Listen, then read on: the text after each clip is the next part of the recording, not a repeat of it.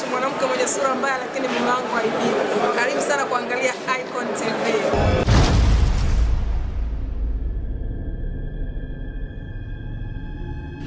Asante sana Mheshimiwa Spika kunipa nafasi. Shukuru Mwenyezi Mungu Subhanahu wa Ta'ala.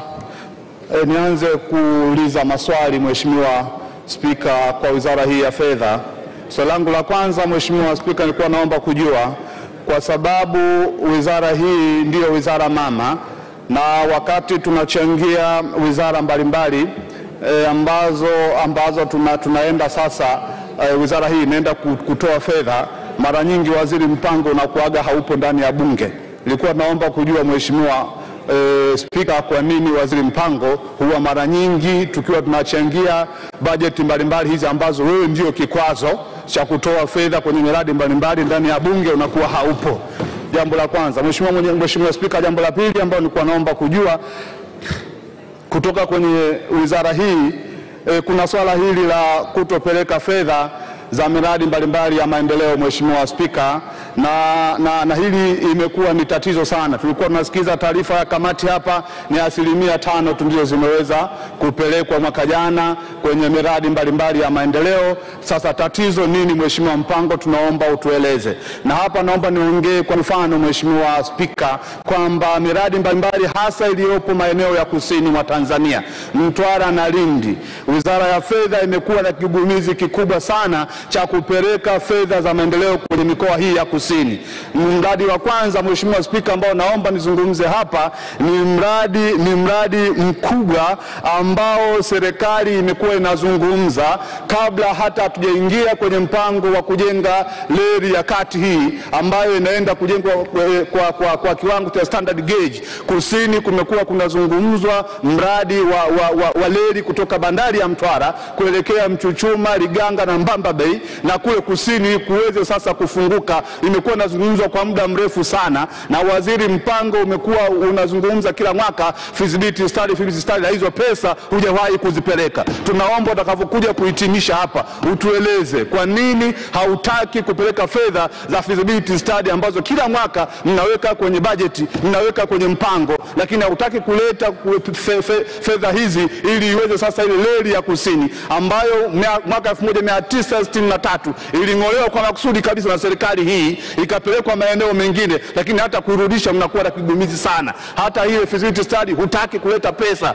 Mwaka jana tuliambiwa bilioni 2 zimetengwa kwamba Mchina sijui nani keshapatikana, lakini mpaka leo zile fedha hujazileta Mheshimiwa Mpango. Tunaomba utueleze wakati wa kuhitimisha budget, miradi hii ya kusini unakuwa kigumizi sana kuleta fedha kwa ajili ya kufanya feasibility study. Mradi mwingine Mheshimiwa Spika ambao naomba Mheshimiwa Mpango akija hapa atueleze ni mradi wa maji ambao unatoka mto Ruvuma. Mheshimiwa Mwenyekiti, hii ni bajeti ya 3 Mheshimiwa Spika, tunazungumza swala hili, na tatizo tunaambiwa ni wizara ya fedha haijapeleka fedha. Mradi wa maji wa mto Ruvuma, vijiji vimechukuliwa, zaidi ya vijiji 26 vya wananchi wamechukuliwa maeneo yao, mashamba yao kwa muda mrefu. Serikali inasema itakuja kulipa fidia, lakini inasema wizara ya fedha haipeleki fedha kila mwaka. Sasa tunaomba ukija hapa utueleze kwa nini mradi ule mkubwa wa mradi wa maji kutoka mto Ruvuma kuja Mtwara mjini hutaki kutoa fedha na kila mwaka unatenga budget.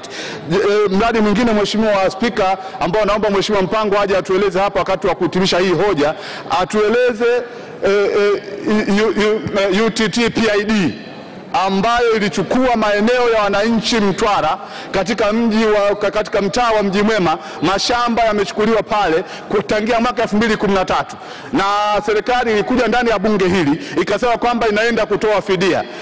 Mimi nina Hansard zaidi ya 2 Mheshimiwa Spika ambazo wizara iliahidi hapa kwamba itaenda kutoa fidia. Wananchi wamechukuliwa mashamba, wamechukuliwa maeneo yao ambayo walikuwa wanaendeleza kiuchumi, lakini Mheshimiwa Spika mpaka leo tunavyozungumza serikali ya Mheshimiwa wizara ya Mheshimiwa Mpango haitaki kupeleka fedha. Niliuliza hapa nikaambiwa, niliuliza kwenye wizara ya ardhi, nikauliza kwenye wizara ya TAMISEMI, nikaambiwa tatizo ni UTT PID ambayo iko chini ya wizara ya fedha haitaki kupeleka fidia kwa wananchi hawa wa jimbo la Mtwara mjini. Naomba uje utueleze kwa nini hutaki kuleta fedha Mheshimiwa Mpango kwenye miradi hii iliyopo Mtwara na Lindi. Mheshimiwa Mheshimiwa Spika, naomba nizungumze pia swala hili la TFD machine. Mheshimiwa Spika, kuna hawa ambao wamepewa uwakala, authorized dealers, ambao ndio wanaosambaza hizi mashine na wamechukua fedha kwa wananchi ambao ni wafanyabiashara wadogo wadogo maeneo ya Lindi na Mtwara, hasa pale mji wa Lindi. Wamelipa $600,000 na shilingi 90,000, lakini zile mashine hawazipeleki kwa wananchi.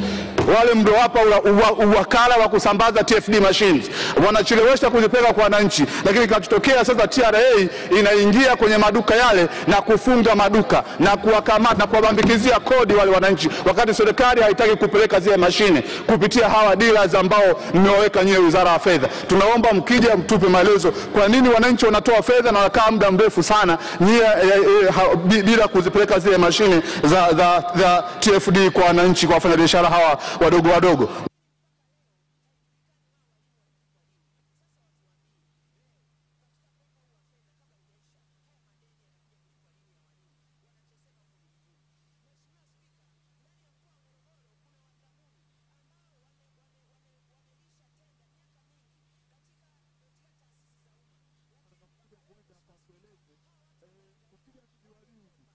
Mheshimiwa, miezi miwili iliyopita kulikuwa na hali ya ajabu sana, na mimi wakati nasoma historia, Mheshimiwa Mwenyekiti, Mheshimiwa Spika, niliweza kusoma kwamba wakoloni walivyokuja Tanzania walikuwa wanakusanya capital kwa kutumia njia za ajabu sana. Walikuwa wanatumia njia tunaita plundering, ingine ni looting, grabbing, kidnapping. Kitu hichi Mheshimiwa Spika ndicho kinachofanyika kwenye ukusanyaji wa kodi maeneo ya Mtwara na Lindi.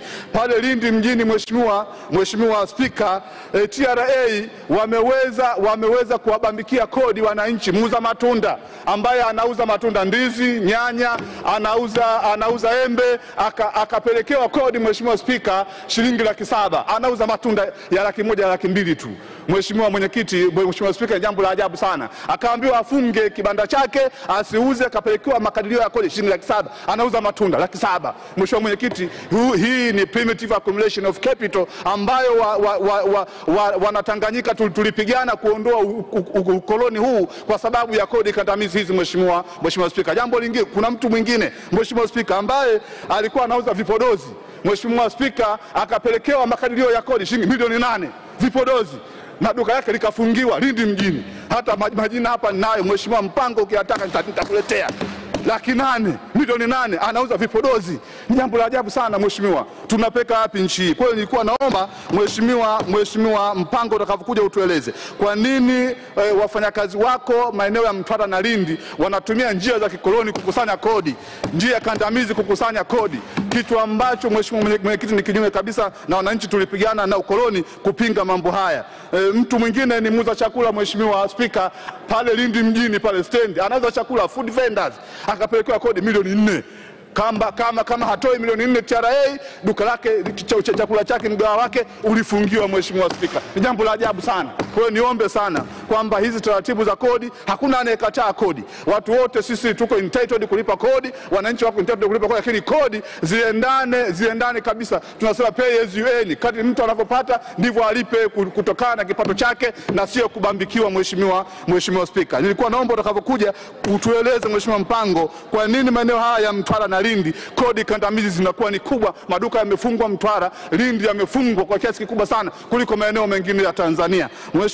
Mheshimiwa Spika, nizungumze pia swala la miradi ya maendeleo. Taarifa ya kamati imezungumza hapa ni 5% tu. Mheshimiwa Mwenyekiti, Mheshimiwa Spika, miradi ya maendeleo, pesa za miradi ya maendeleo zimepelekwa mwaka jana. Kwa hiyo tulikuwa tunaomba maelezo ya kina. Kwa nini? Kwa sababu tunahitaji pesa ziende ili maendeleo yaweze kuonekana na nchi yetu iweze kuwa na mapato. Mheshimiwa wabunge wamezungumza hapa. Kwa hiyo tunaomba utueleze Mheshimiwa mpango, kwa nini fedha za maendeleo zinapelekwa chache sana. Jambo lingine Mheshimiwa Spika ambalo nilikuwa naomba nizungumze nizungumze hapa na Mheshimiwa Mpango anipe maelezo. Mwaka juzi nilizungumza swala la ukaguzi wa CAG ndani ya bunge hili kwamba CAG amekuwa hakagui taasisi fulani hivi za fedha. Kwa mfano taasisi ile visima vile vya makusanyo ya gesi na mafuta, CAG haendi kukagua. Na nikaomba kwamba sheria uletwe mswada hapa kubadilisha zile sheria. Na mwaka huu nashukuru wenzangu wa bunge wameniunga mkono, wamezungumza hilo. Na mimi naomba nipate maelezo